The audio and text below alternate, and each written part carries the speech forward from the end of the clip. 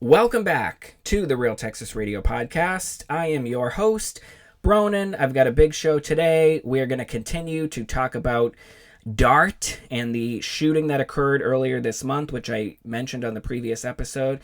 I've got some updates. A suspect is in custody. I also want to talk about a couple of the races that are occurring. Early voting is starting here in Texas in really just a few days. Next week, we've got some updates with Colin Allred, who is running for Congress again, and also the Attorney General's race. Some other Dallas updates, too. Before we jump in, if you haven't already, please make sure to like, subscribe, follow, download the Real Texas Radio Podcast. If you listen to the Real Texas Radio Podcast in any of the major streaming apps, please give me a like. It really makes a big difference. You can also follow the Real Texas Radio Podcast on X at RTR_Bronin, RTR_Bronin. Let's go ahead and get into it. All right, now, you're listening to the Real Texas Radio Podcast. I'm your host, Bronin, just a fed-up taxpayer bringing you all of your Texas, local, and national news.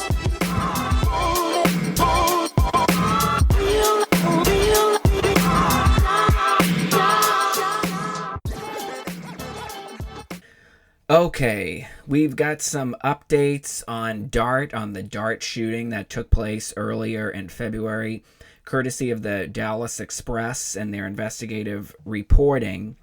But first, I want to talk about an update.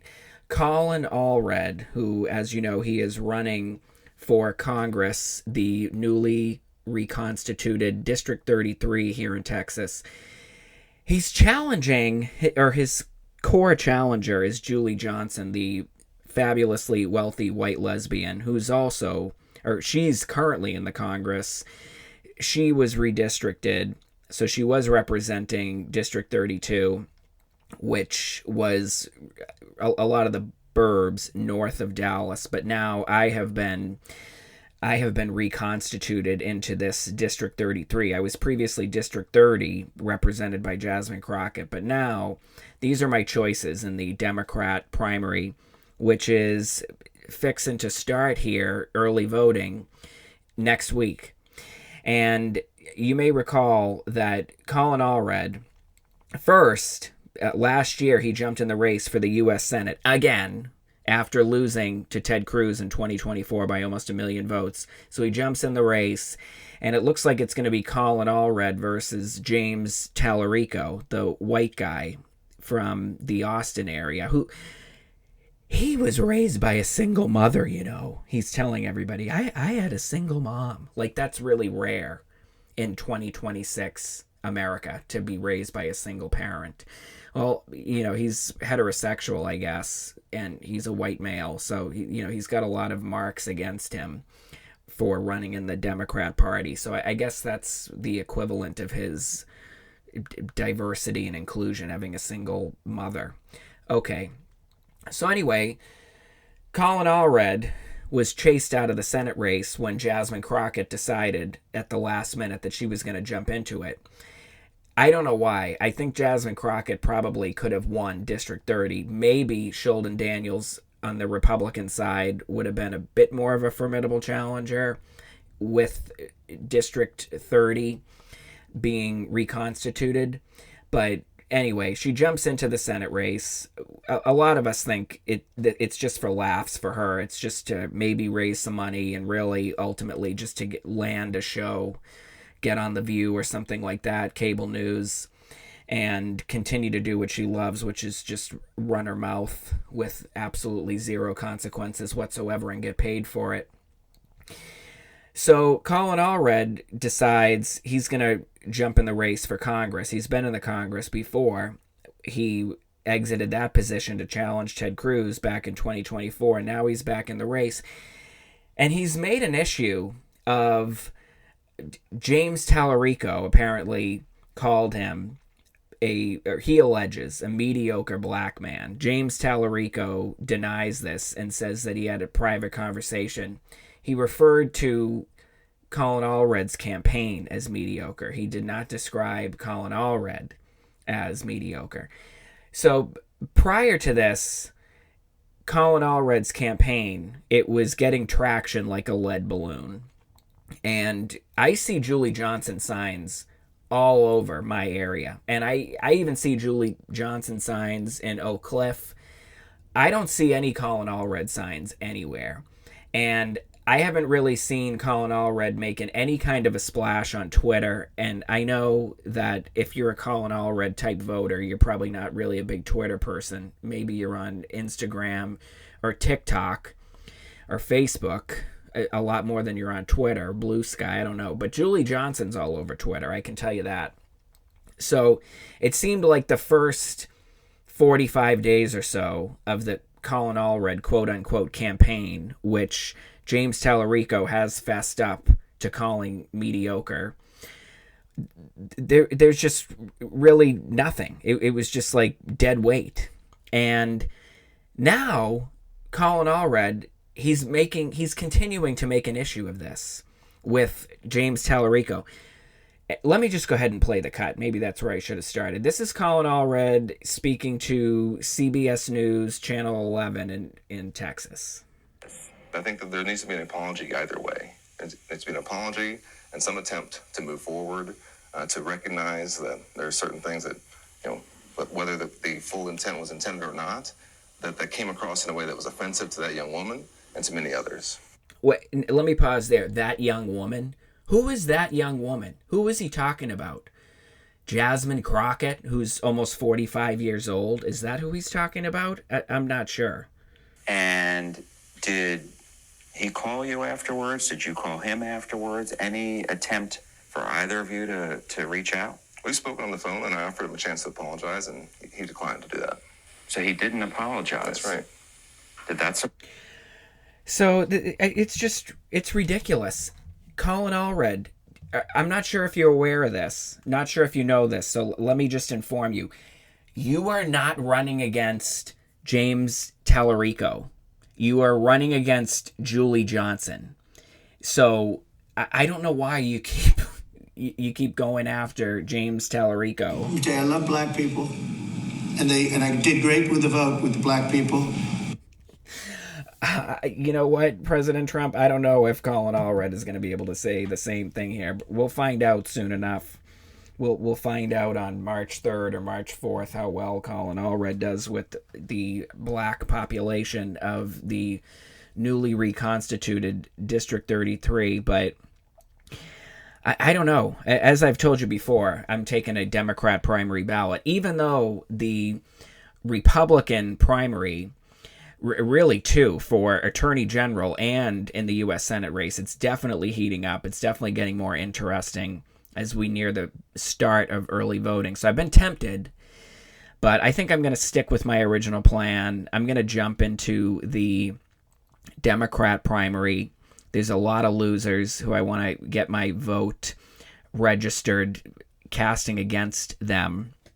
And I'm going to let the Republican primary voters of Texas sort out the Senate race and the Attorney General race. I've seen a lot of hate on Chip Roy, the congressman who's running for Attorney General, one of the 4 Republican candidates. And a lot of the big MAGA accounts they're really going after Chip Roy, calling him a rhino, saying that he backed Liz Cheney. And he's really getting a lot of negative attention. And these accounts, they are supporting Aaron Reitz, who he also worked for Ken Paxton. I think Chip Roy might have worked in the Texas Attorney General's office before, maybe for Ken Paxton. I'm not totally certain on that. I haven't done as deep a dive into that race as I have some of the other races, but this Aaron Reitz guy, I nothing against him. At the end of the day, I'm going to be supporting, in all likelihood, the Republican nominee in the general election for Attorney General. So, I don't know. I don't really have any beef with Chip Roy, but MAGA is really going for Aaron Reitz. We'll see if I think it's probably going to head to a runoff with 4 candidates. I don't know if any of them are going to be able to pull off 50% of the vote. So it'll probably go to a runoff. And then I think I would be eligible to vote in a runoff, even if I took a Democrat primary ballot and I wanted to jump into a Republican runoff. I think that's something that would be in the cards. Okay, let's go ahead. I want to move on. I want to talk about DART. So I mentioned on the previous episode that there was a shooting and that Laurie Brown of Fox 4, she was able to confirm that with a DART spokesperson. The Fair Park light rail station, not too far from downtown Dallas, where there have been many shootings on DART property over the last year. And so I tagged one of the reporters at the Dallas Express, Logan Washburn, who he's very invested in reporting about the crime and the chicanery at DART. And so it looks like he was able to find out a little bit more and publish an article for the Dallas Express. So let me just go ahead. I'm going to read you a little bit of that article. Following a fatal stabbing and a separate shooting near DART stations, local leaders are once again expressing safety concerns. Jaden Arlando Hicks, 18, allegedly shot a victim during a robbery gone wrong at the Fair Park DART station on February 3rd. And then it also talks about, I mentioned the story as well, there was a double stabbing. Both victims of the stabbing ended up dying. They were brought to the hospital. A 27-year-old man stabbed and killed 2 people. That was at Deep Ellum, which is close to Fair Park as well, close to downtown Dallas. Although I don't think that was related to the DART. I don't think they were passengers. They were at a nightclub that just happened to be right across the street. An altercation began at the Fair Park station around 6:40 p.m. on February 3rd, according to Fox 4. The Dallas Express has learned that the suspect, Jaden Hicks, reportedly tried to commit a robbery but was confronted beforehand when he allegedly shot the victim. DART police responded immediately and the victim declined EMS treatment at the scene. I wonder where he was shot. How do you decline treatment after you've been shot? Hicks was arrested and booked in the Dallas County Jail for aggravated robbery on February 5th, according to jail records. He's being held on $100,000 bond.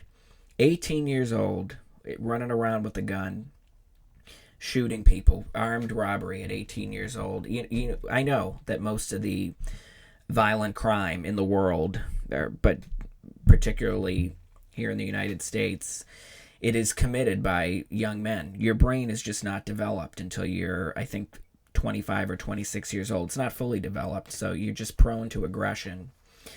And it's really sad, but it has just made the DART so dangerous, unfortunately. And some of the other suspects, they've been older than that. They've been outside of that young man age, like the guy who I always refer to, the shooter with the AK-47 wearing the Jason mask at Pearl Arts District back in October, downtown Dallas, killed somebody.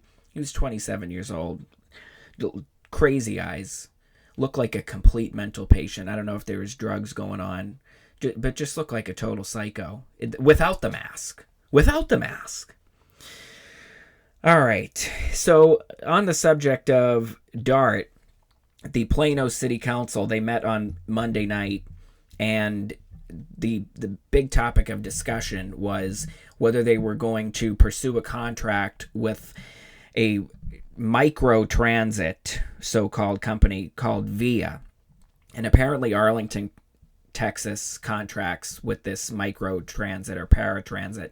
I don't even know what the hell that means. I assume it's kind of like Uber, and I'm assuming they have an app, and if you're a resident of Arlington or you live in the vicinity, I don't know who's eligible for this. I don't know how much it costs the individual passenger, but I know that the cities, they contract for several $1 million with this VIA. And Plano is one of the two biggest cities that has been threatening to leave DART because they're dissatisfied with how much they're having to pay for the DART versus how much they're actually benefiting from the system. And they did call an election for May, but apparently now they have said, the city council as of Monday, that they're putting plans to withdraw from DART on ice. I don't know, can I say ice anymore without getting canceled? So they said that they said that DART has been a better negotiating partner as of late.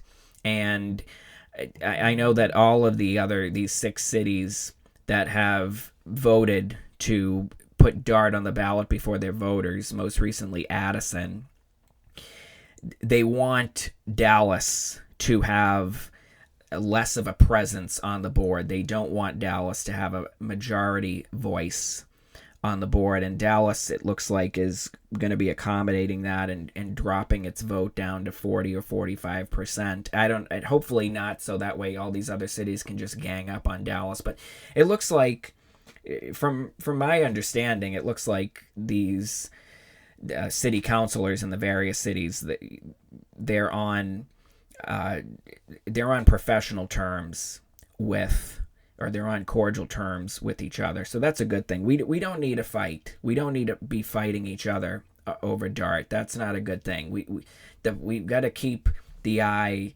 on the real problem, which is the homeless, junkie bum, criminal, vagrant, mental patient, ne'er-do-well, recidivist reprobates who are dominating the system, and they're making it unusable for the vast majority of us. They're making it unsafe. There's other problems as well, but that's the perception that most everybody has that I talk to about DART. It's not safe. It's not efficient. And that's been my personal experience as well in many cases, unfortunately. And you know what I was reminded of? So you know that the Dallas Mavericks, the professional basketball team here in Dallas, they have decided that they are going to remain within Dallas proper.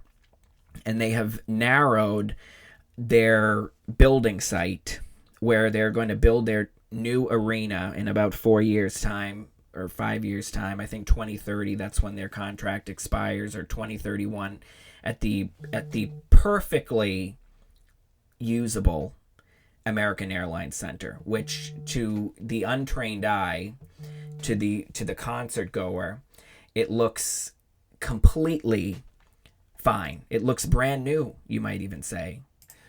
But it's not good enough, the American Airlines Center, for the new majority ownership of the Mavs, Miriam Adelson, who is Trump's, I believe, largest donor. I think she's donated somewhere in the neighborhood of $200 million to Donald Trump between his 2 successful campaigns.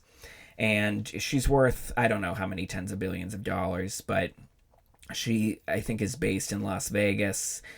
And she's a casino lady. She's also been lobbying to get casino gambling legalized in Texas, because we have such a good track record here in Texas with the current legalized gambling. I'm referring to scratch tickets and Powerball, of course, which apparently that are a big scam. And our gaming director, I think, whatever his title is, Gary Grief, fled to Mexico, allegedly. Haven't heard much about Gary Grief, who was in the job for like 20 or 30 years and then takes off when the going got tough. Gary Grief got going down to Guadalajara or wherever in Mexico, allegedly disappeared. So we don't currently have casino gambling legalized in Texas, which I think is a good thing.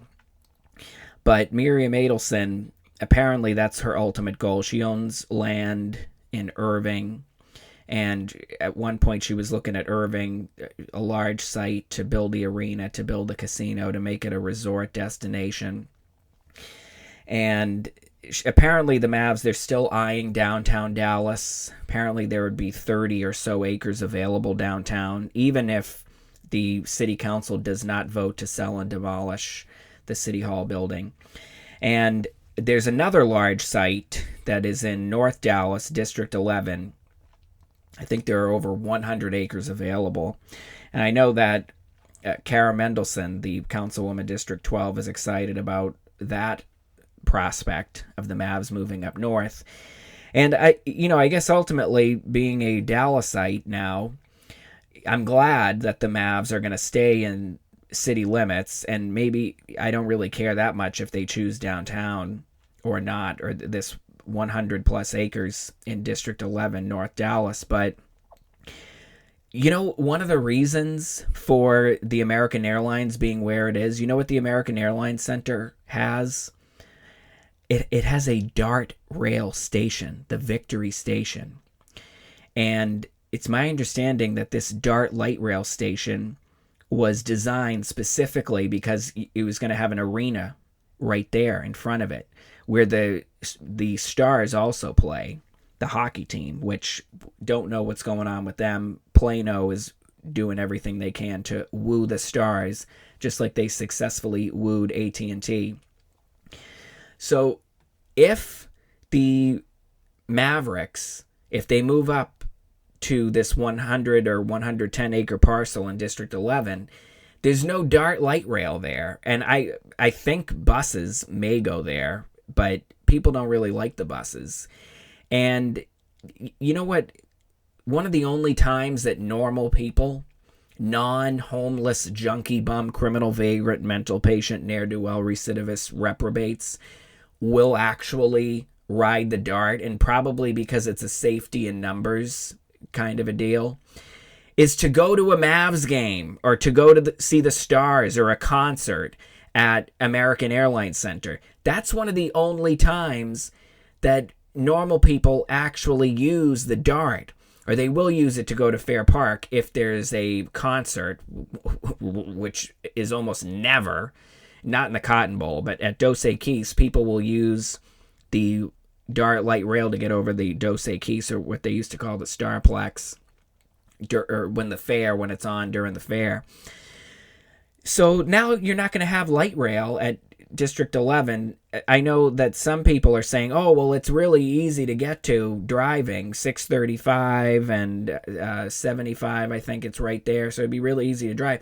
Oh, just what we need. 10,000 cars or 15,000 cars moving into an area at one time and all exiting at the same time, and Ubers.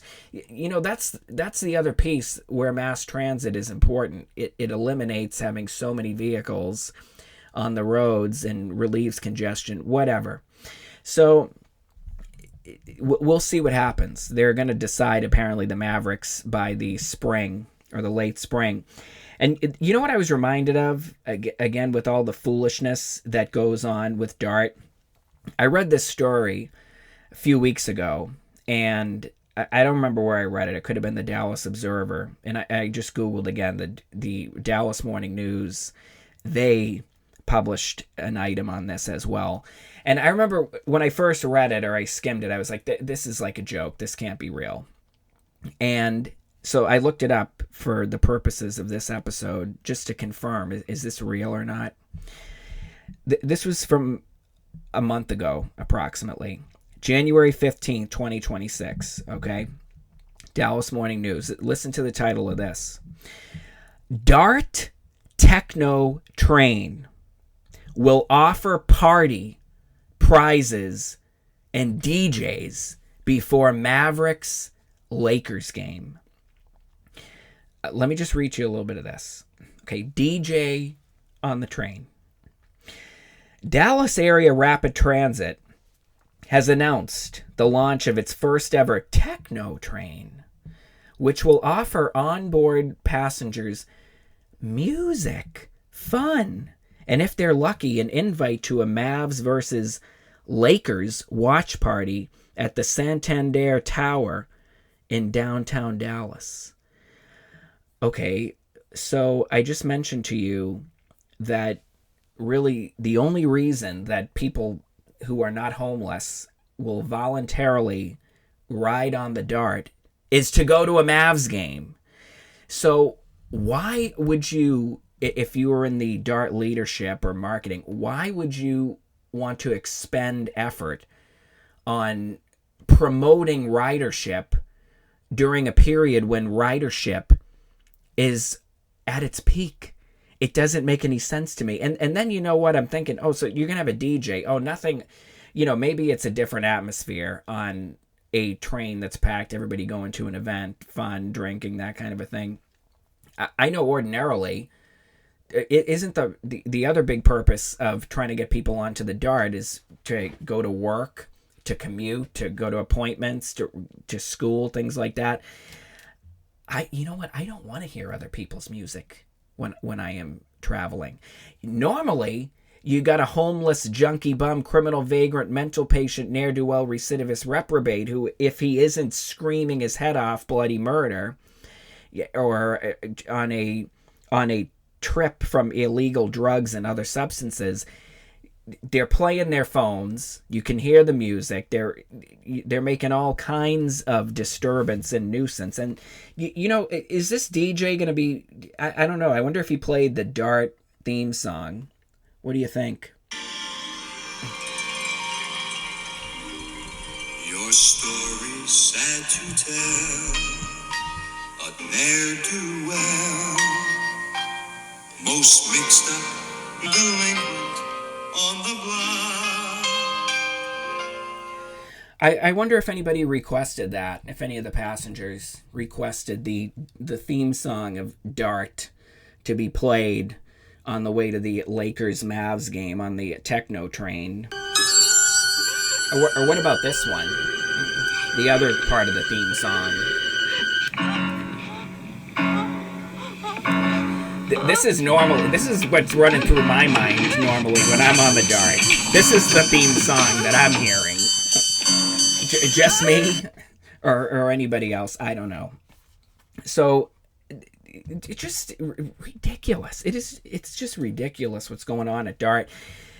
And Plano, I hope this was instructive to everybody or illustrative to all these cities. They had to get tough with DART because DART, they're not getting the message. They're giving each other bonuses over there to the tune of millions of dollars.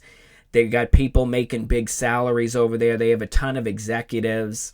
Allegedly, we're going to spend $25 million to clean up the DART vehicles, and we're going to hire more DART police. And you know what? Everybody was just sick of it.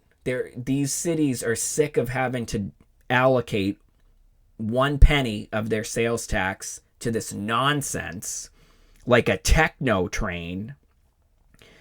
And I'll read you a little bit more. DART is inviting the public to ride its orange line from Parker Road Station, which is Plano, to Victory Station, located right next to the American Airlines Center, for the match between the Mavs and the Lakers. So that was January 24th. I'll see if I can find some video of that. But I'm just like, this is just insanity. This is madness. And does any other system in the country, any other public transit system, do any foolishness like this? This is like one of those ideas that some marketing intern would propose, and then any kind of a manager or supervisor with any kind of a brain would quickly scuttle, and you'd probably get rid of that intern fast as well. But Plano they've thrown DART a lifeline. So I think ultimately some cities are still going to leave DART. Again, probably the park cities, Highland Park, University Park, they're probably gone. But Plano, that's a pretty strong signal that DART will be able to hang in there. So it doesn't sound like it, but I promise you I am a public transit advocate. I hate to think that we have to disband public transit for the criminal element. But we have to get costs under control. This only 6% of of revenue generated by DART coming from fares. That's not sustainable. And in the 80s, when DART was first conceived, that was not the way. I think there has always been a taxpayer subsidy for DART, but it's my understanding that the fare that passengers paid was much more of a meaningful contribution to the system. And that's how it needs to be. That's how it needs to be. We don't need to pay $400 million plus per year, Dallas taxpayers, for a mobile homeless shelter. And in addition to all of the other homeless sheltering and homeless support that we're providing for these homeless, junkie, bum, criminal, vagrant, mental patient, ne'er-do-well, recidivist reprobates. Let's face it, we have a DART police because of the homeless. We have to have a whole police force for this non-contributing, layabout, criminal, mental class that should be rounded up and thrown on Crack Island, and they get a weekly food and water drop, and that's it. And I don't ever want to hear from them or see them again or read an article. I don't care about them. Empty the jail out, move them to Crack Island. Deport the illegal aliens. But you know what? It's not the illegal aliens who are causing all of the trouble on DART. Unfortunately, it's native-born felons, an underclass, the scum of society. That's who it is. All right, I'm Bronin. Thank you for tuning in once again to the Real Texas Radio Podcast. Keep tuning in. Keep listening. I'll catch you on the next episode.